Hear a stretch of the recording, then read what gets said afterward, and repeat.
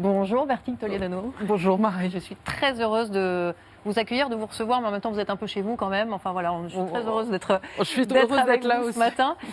Notre sujet, c'est donc la nouvelle consommation et les nouveaux imaginaires. Comment la communication, donc votre secteur, peut-elle transformer, aider en tout cas la transformation de la société de consommation.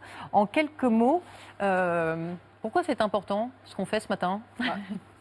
C'est un enjeu important parce que, on va le dire, depuis les années 50, en fait, la communication, elle a participé du développement de la société de consommation. Nous sommes un des moteurs du développement de la société de consommation. Pour donner un chiffre, le volume de notre consommation annuelle, il a été multiplié par 3 entre 1960 et aujourd'hui. Donc, en fait, la vraie question, c'est comment ce métier qui a été un des moteurs du développement de la société de consommation, peut devenir finalement un des moteurs de sa transformation. Et comment on peut l'utiliser finalement pour accélérer, et j'ai envie de dire même précipiter, la transition de notre société de consommation compte tenu de l'urgence climatique. Société de consommation, voilà une expression qui a été très souvent critiquée, etc. Vous venez de le dire, en fait, son sens forcément a changé. Donc comment on l'aborde aujourd'hui? Alors là où vous avez raison, c'est que même l'expression est un peu datée, en fait. Quand vous dites société de consommation, on voit tout de suite les 30 glorieuses, les familles partir en voiture avec les bagages au-dessus. Enfin, Et en fait, dès le départ, ça a été très critiqué par les sociologues, mais plutôt sous l'angle de on ne peut pas réduire la société à sa consommation marchande. C'était ça l'esprit de la critique. Mais derrière, il y avait un imaginaire hyper positif pour les gens. C'était quand même le début du confort, les biens d'équipement, l'accès à la propriété individuelle. C'était plein de promesses de progrès et de confort d'une génération qui sortait de la guerre et qui trouvait ça formidable quand même, tous ces biens d'équipement. Aujourd'hui, la situation est un peu différente. La critique n'est pas tout à fait la même. La critique, d'abord, elle porte sur l'impact écologique. Quel que soit le point de vue idéologique qu'on puisse avoir. C'est-à-dire qu'aujourd'hui, on ne peut plus se défaire de consommation et impact écologique. Et on dit, le développement comme ça, l'accumulation, parce que c'est ça qui est en jeu. Les gens parlent beaucoup de surconsommation, etc. Ce qui est en jeu, c'est l'accumulation et finalement le développement exponentiel de la société de consommation va dans le mur d'un point de vue d'impact écologique. Et dans le même temps, et c'est ça qui est intéressant, il rencontre aussi, je dirais, une aspiration consommateur qui change. C'est-à-dire que les gens, ils questionnent leur propre consommation. L'imaginaire qui était très positif aujourd'hui, il est en train de changer. Les gens, ils posent la question de l'utilité. Ils disent, est-ce que ça vaut le coup encore un truc de plus finalement Vous voyez bien, là, on approche des fêtes de Noël, les gens ils se disent, est-ce que j'ai besoin de ça? Est-ce que j'ai envie de ça? Etc. Surtout en ce moment où les choses se sont durcies. Et parallèlement, on voit arriver les pratiques de partage, le reconditionnement des appareils portables, les deuxièmes mains. Il y a toute une nouvelle société et les gens ont envie de faire. Donc ils font la cuisine, ils font du bricolage, ils font leur jardin. Ils se réapproprient en fait une partie des choses. Donc en fait, notre hypothèse, c'est qu'il y a quand même une nouvelle consommation qui est en train d'émerger. Alors justement, on va la vérifier, cette hypothèse. Qu'est-ce que vous en pensez? C'est pas mal. On va aller rejoindre Bertille Toledano. Venez avec moi. On va rejoindre votre première invitée.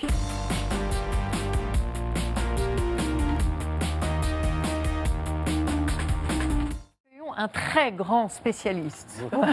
Vous êtes le bienvenu, vous avez compris. Vous êtes Philippe Moati, bonjour. Vous êtes professeur d'économie à l'université Paris 7. De Paris. De Paris, très bien. Voilà.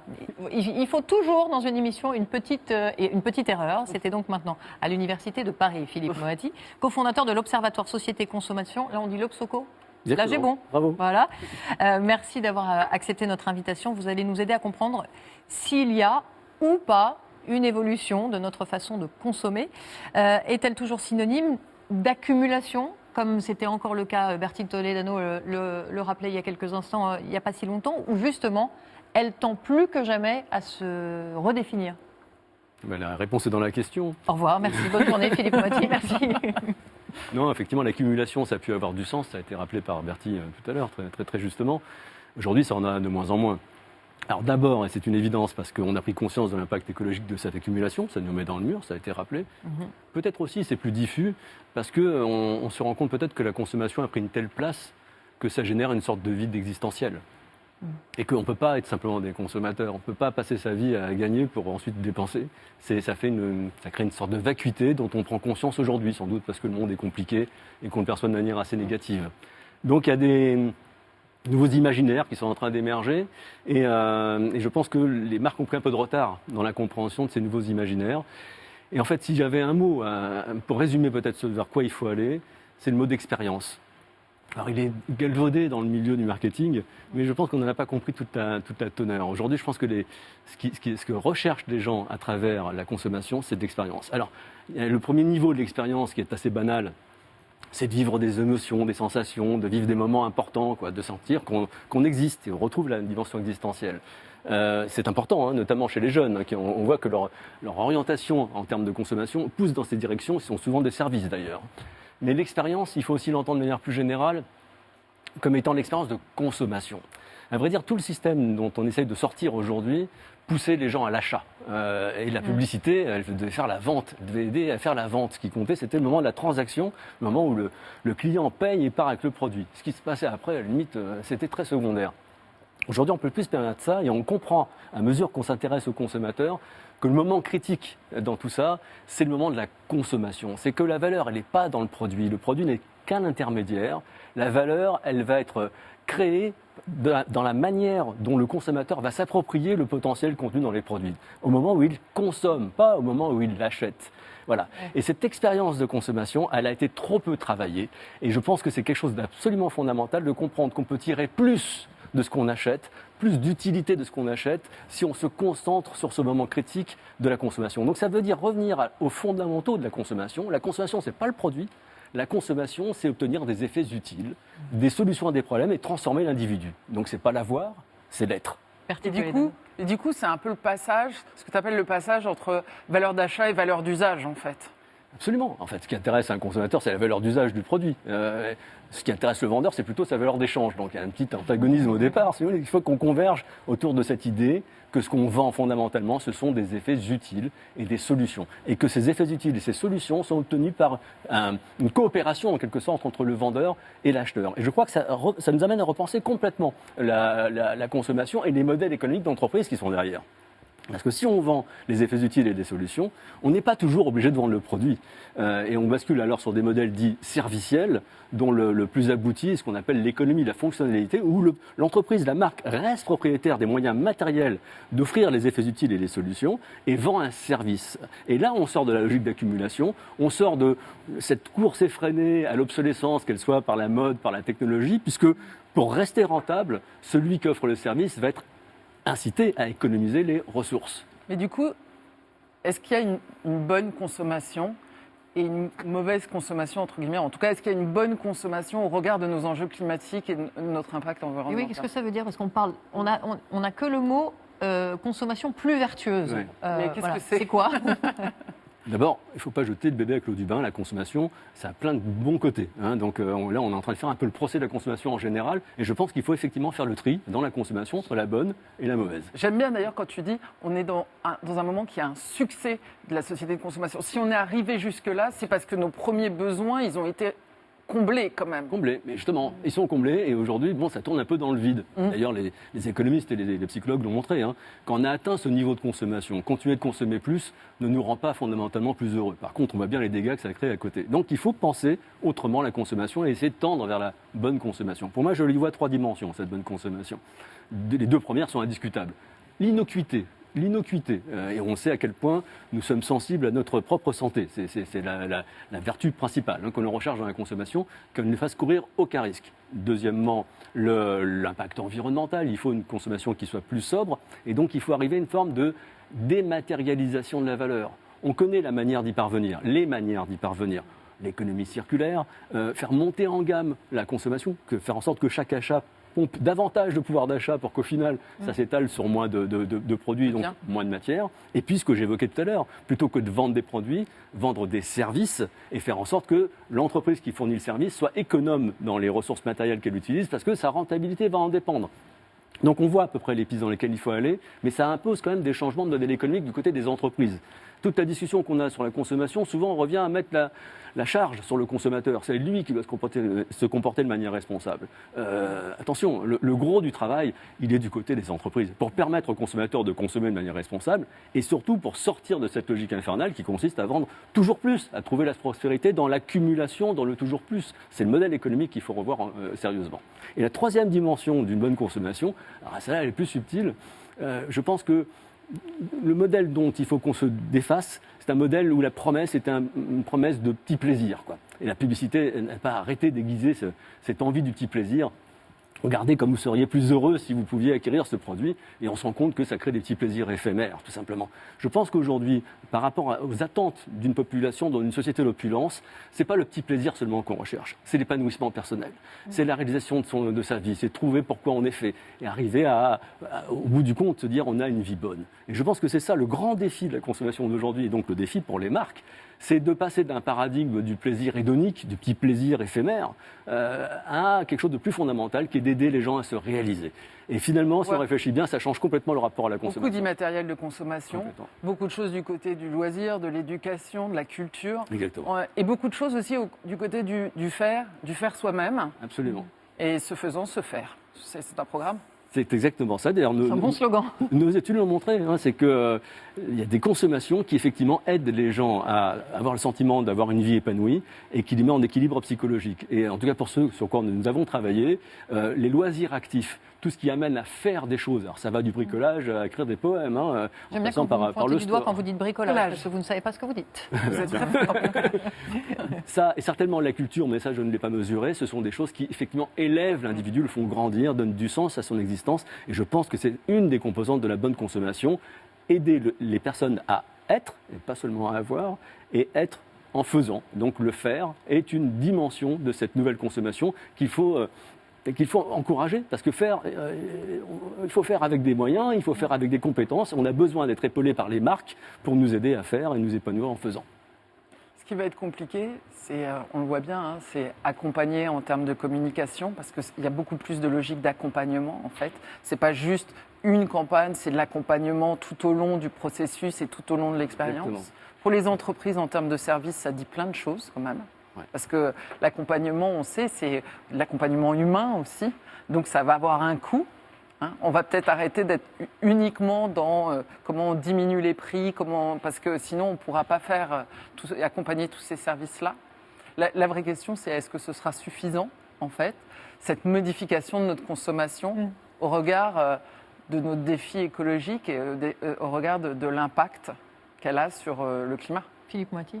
Ça, c'est une question à poser aux spécialistes. Moi, je ne suis pas un spécialiste de l'environnement. Au mieux, je suis un peu dubitatif sur la capacité de ces seuls changements à régler le problème climatique. Mais si on pouvait déjà gagner du temps, ça serait pas mal. Et au-delà de ça, on vit une période très troublée. Alors, évidemment, la période de la crise sanitaire en rajoute une couche, mais globalement, on est dans un monde qu'on a du mal à comprendre. Les Français sont extrêmement pessimistes sur l'avenir. Donc faire qu'on organise la société sur des piliers qui sont plus solides, qui aident chacun à construire une identité qui soit mieux établie, ça peut se faire. Et vu la place que tient la consommation dans nos sociétés, c'est par la consommation qu'on pourra aussi y parvenir. Donc il y a un vrai travail de redéfinition, et je pense que le monde de la communication a un rôle majeur à jouer à l'interface entre les marques, les convaincre qu'il faut changer, parce que vous êtes des vigies, vous regardez ce qui se passe dans la société, convaincre les marques qu'il faut changer, et changer en profondeur, changer jusqu'au business model, et puis accompagner les consommateurs vers cette nouvelle consommation. Et puis il faudra changer vos méthodes, parce qu'il ne suffira pas de faire juste la publicité pour exciter le désir, il faudra penser que la communication, c'est aussi être aux côtés des consommateurs dans cette fameuse expérience de consommation, les aider à bien faire, les aider à tirer le maximum de valeur de ce qu'ils achètent. Beaucoup de changements, parce que quand je retiens quand même, vous l'avez dit un peu comme ça, mais c'est le système économique qu'il faut revoir, donc c'est pas un tout petit dossier. Bertie, vous nous avez donc, avec votre dernière question, offert la bonne transition. Nous accueillons Jean Jouzel.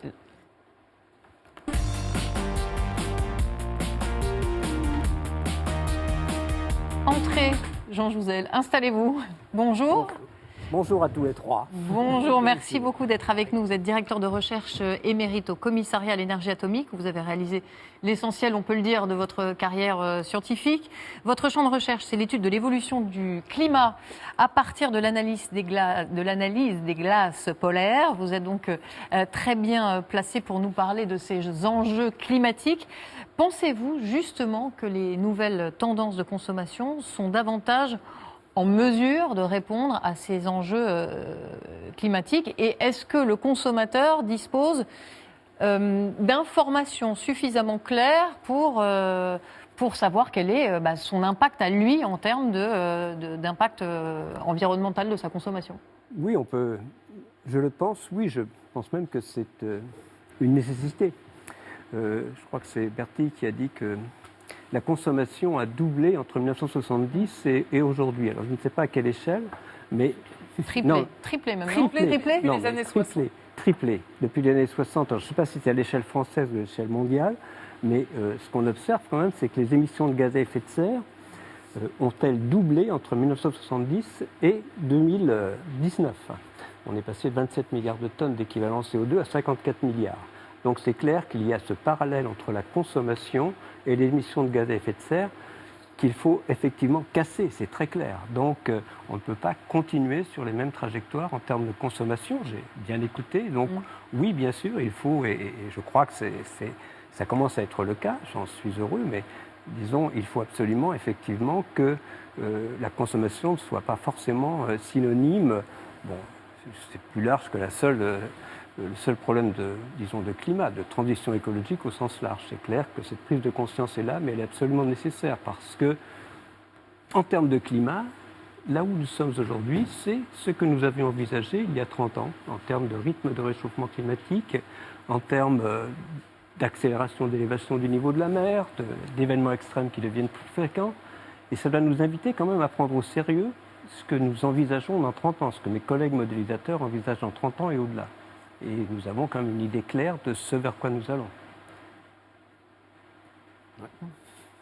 Alors, Berti Toledano, comment vous réagissez aux propos qu'on vient d'en... Après, on va passer aux questions de ceux qui nous regardent, mais de Philippe Moati, de Jean Jouzel, et aussi en ce qui concerne votre responsabilité, parce que tout à l'heure, Philippe Moati vous disait, mais vous aussi, vous avez un rôle à jouer. Et bon, oui, alors donc, évidemment. Mais nous aussi, moi, en tant que citoyen aussi, je veux dire, je suis Bien aussi sûr. citoyen.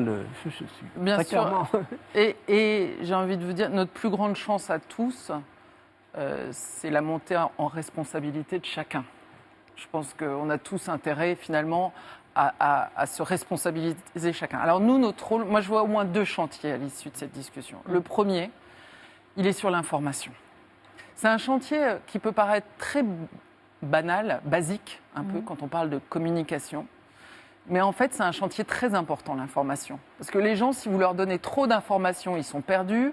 Et si vous leur donnez trop d'informations diverses, ils ne savent plus qui croire, comment les croire, etc. Là, il y a un gros chantier qui consiste à, ce n'est pas nous qui le ferons, l'ADEME le fait beaucoup mieux que nous, etc., mais à mesurer l'impact de chacune de nos consommations, à donner des repères clairs aux consommateurs sur leur propre consommation pour qu'ils soient informés. Je voudrais vous donner un exemple. Il y a une plateforme qui existe chez EDF, qui est une plateforme qui s'appelle Équilibre, qui est une plateforme qui permet aux gens de comparer leur propre consommation d'énergie avec celle de foyers similaires. Vous avez 2 enfants, on vous met 2 enfants, vous avez un appartement qui fait tant de mètres carrés, vous remplissez tout ça, etc.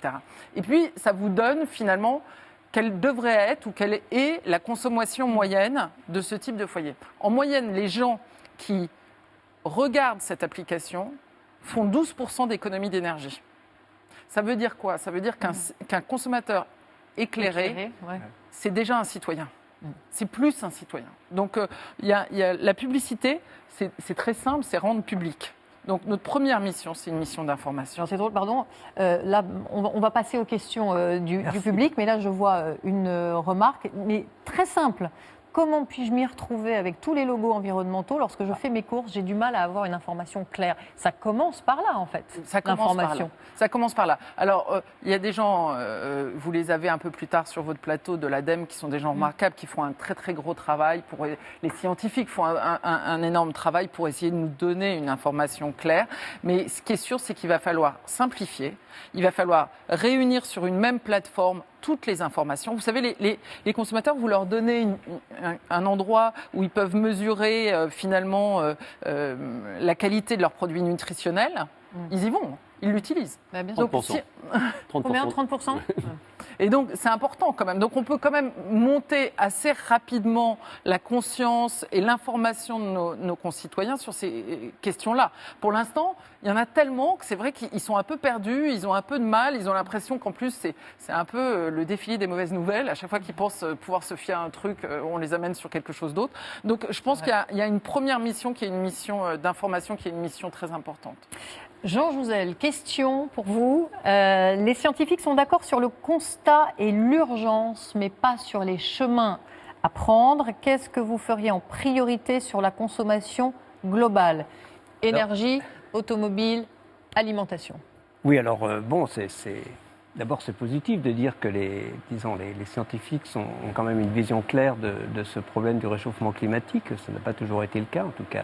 Mais oui, nous avons une vision très claire de ce vers quoi nous allons, de l'urgence, c'est-à-dire que si on veut vraiment, de façon très simple, que les jeunes d'aujourd'hui aient un monde auquel ils puissent s'adapter sans difficulté, dans la deuxième partie de ce siècle, il faut s'y mettre aujourd'hui.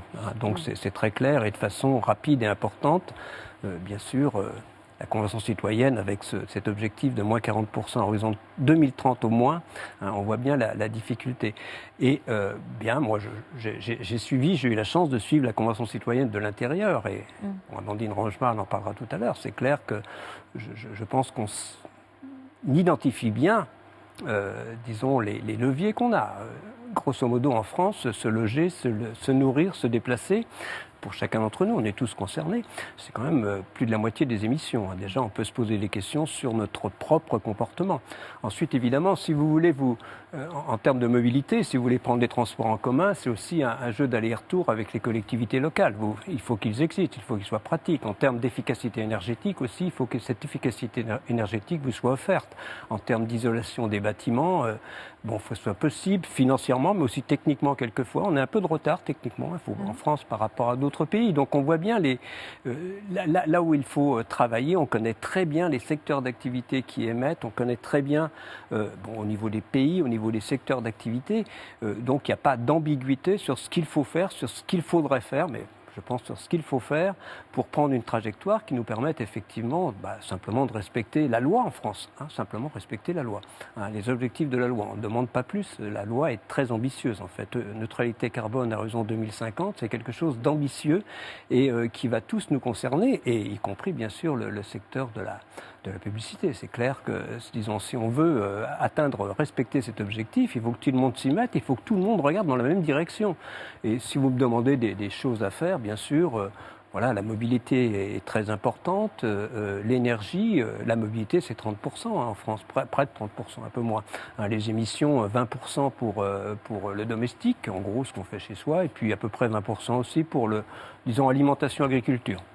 Bertie Toledano. Alors c'est intéressant l'exemple de la mobilité parce que ça donne le deuxième chantier de nos métiers, qui est ce passage entre valeur d'achat et valeur d'usage. Il faut accompagner la valeur d'usage.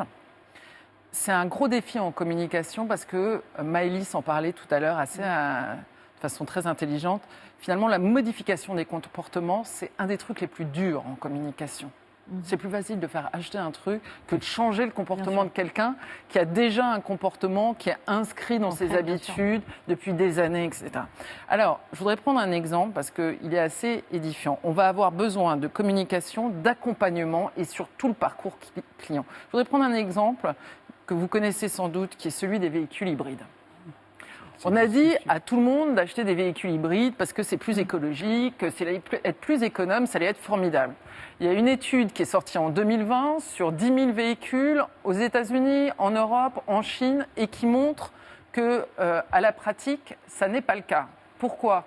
Parce qu'en fait, les propriétaires de véhicules hybrides n'utilisent pas leur moteur électrique, pas suffisamment. Les véhicules hybrides, ça fonctionne si vous utilisez tantôt l'essence et puis parfois le moteur électrique. Si vous n'utilisez pas le moteur électrique, que vous ne rechargez pas votre moteur électrique, et là les gens se sont aperçus que le moteur électrique, il n'avait pas été chargé depuis le début et depuis l'acquisition du véhicule. En fait, qu'est-ce qui se passe ? Vous avez un véhicule qui est plus lourd parce qu'il embarque 2 moteurs et du coup vous polluez plus qu'avec un véhicule à essence.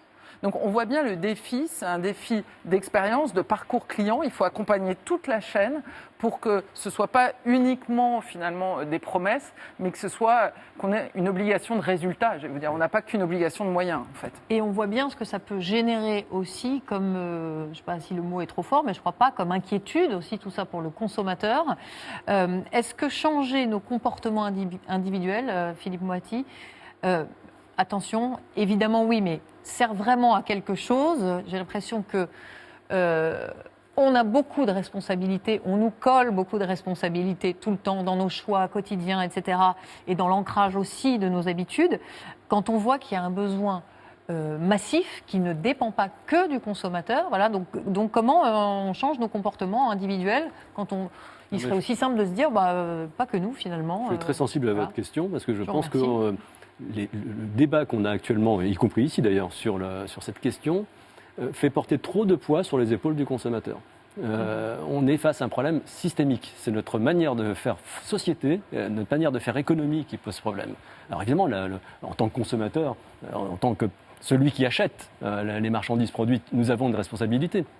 Mais on ne s'en sortira pas si on ne raisonne que sur le consommateur. Donc en gros, il y a trois acteurs en cette affaire. Il y a l'État. L'État qui doit mettre en place des règles du jeu. Et par la contrainte et par la norme, il peut changer les comportements et des entreprises et des consommateurs. Ensuite, il y a les entreprises, j'en ai déjà parlé. On est dans un modèle économique dominant qui joue sur les volumes. La prospérité est liée au volume. Donc pour être une entreprise saine, il faut vendre de plus en plus. C'est une logique infernale. Alfred Sauvy aurait dit l'économie du diable. Donc c'est cette logique-là qu'il faut casser. Et il faut que la prospérité soit déconnectée des volumes vendus. Et ça implique également le secteur de la publicité qui est à la traîne de ça, puisqu'il faut faire des volumes, eh bien on va créer du besoin même là quand il n'y en a pas. On va souffler sur les braises du désir. Et puis au final, il y a le consommateur. Mais c'est ce trio qui doit s'organiser de manière différente pour que le système dans sa globalité soit plus sobre. Voilà. Et culpabiliser les consommateurs seulement si on ne lui donne pas les moyens de consommer différemment, si on n'engendre pas, notamment grâce à la communication, un changement culturel, si on ne fait pas évoluer les normes sociales, ce qui est valorisé, ce qui ne l'est pas, eh bien on n'y arrivera pas. Mais sur ce point, est-ce que ça veut dire, Bertille Toledano, que les marques sont prêtes vraiment à jouer le jeu de la durabilité, de l'usage, etc., quand, si je vous rejoins, le business model, en fait, n'est pas vraiment fait pour ça? Alors, en fait, je pense que je comprends ce que dit Philippe, mais j'ai envie de vous dire, je pense que c'est un chemin que nous empruntons tous. Je pense que ce qui est très important aujourd'hui, c'est de ne pas dresser les gens les uns contre les autres et se dire qu'on est dans un système où on doit être très solidaire. Je pense que ce parcours, on est tous en train de le faire. Et moi, j'accompagne beaucoup de marques qui sont très conscientes de ces enjeux et qui sont en train de faire ce parcours. Après, ce parcours, pour certains, il a des impacts industriels colossaux quand même. Il faut changer tout le modèle industriel. Vous savez, quand vous faites de l'automobile et que vous passez du tout diesel au tout électrique en l'espace de quelques années, c'est vertigineux quand même, hein, c'est upside down. Hein, c'est tout d'un coup, il faut tout changer, il faut tout mesurer. Donc, il ne faut pas se tromper d'abord du coup sur les directives, parce que vous ne pouvez pas le faire 3 fois dans l'année, ce type de changement. Et la deuxième chose, c'est qu'il faut être dans l'accompagnement et y aller progressivement. Moi, je pense que les gens sont sincères, parce que les chefs d'entreprise, ils sont comme les consommateurs, ils sont citoyens, chefs d'entreprise. La chose nouvelle pour moi, c'est qu'il y a un début de solution. Enfin, moi, je vois très fortement un chemin. Ce chemin vers l'immatériel, vers la valeur d'usage, vers le service, vers la co-construction, vers le faire, il est très intéressant quand même. Il est assez enthousiasmant pour les gens parce que je pense qu'il va produire plus d'épanouissement. Je pense qu'il va produire plus finalement d'initiatives et il va permettre à chacun d'être de nouveau plus acteur des événements qui se passent. Donc je pense que si on arrive... La difficulté, elle est presque dans la gouvernance de ça. Comment on fait pour l'organiser ? Pour l'organiser ensemble. Peut-être que c'est les états généraux de la communication, c'est peut-être le début aussi. C'est un début. C'est un début. Voilà. Juste un mot de conclusion avant qu'on passe au prochain débat, Jean-Joseph. Oui, effectivement, la solidarité est au cœur, Bertille le dit, mais le risque du réchauffement climatique, c'est justement d'accroître les inégalités. Il faut être aussi très attentif à cela. Et c'est cela, faire sens, c'est aussi, faire cette transition climatique, écologique, c'est aussi signe de solidarité, mais de véritable solidarité. Et Je crois que je reprends Thomas Piketty qui dit que si on ne diminue pas les inégalités, on ne réussira pas à prendre la mesure du réchauffement climatique. Et c'est aussi ça qu'il faut avoir à l'esprit. Bien sûr, autrement, je pense qu'il y a beaucoup à faire, que tout le monde est concerné, les entreprises, bien sûr, l'État a son rôle, les collectivités locales, les entreprises, les ONG, les médias, l'éducation, tout le monde doit jouer son rôle. Donc il n'y a pas, bien sûr, et je crois vraiment à la force de la communication et de l'information que vous avez mise en avant. Ça, j'y crois vraiment, mais il faut accélérer. C'est aussi quand même mon message pour terminer. C'est pas demain, disons. Quand on entend parler de temporalité, non. C'est maintenant qu'il faut agir. Donc voilà, ça fait 15 ans qu'on dit que 2020 serait une année charnière. C'est maintenant. On ne savait pas à quel point ça serait une année charnière il y a 15 ans. Ça, bien sûr, nous ne le savions pas. Mais nous le disons, vous pouvez reprendre, je crois, Marie Drucker, des discussions que nous avons eues il y a très longtemps. Si vous pouviez me citer à l'avenir, s'il vous plaît, Jean-Joseph, ça me ferait très plaisir. En tout cas, j'étais très heureuse de vous revoir parce que j'ai eu la chance de vous interviewer régulièrement ces 15 dernières années. Voilà. Ça faisait longtemps. Merci beaucoup. Merci Bertie Toledano. Et merci Philippe Moati, professeur d'économie à l'Université de Paris.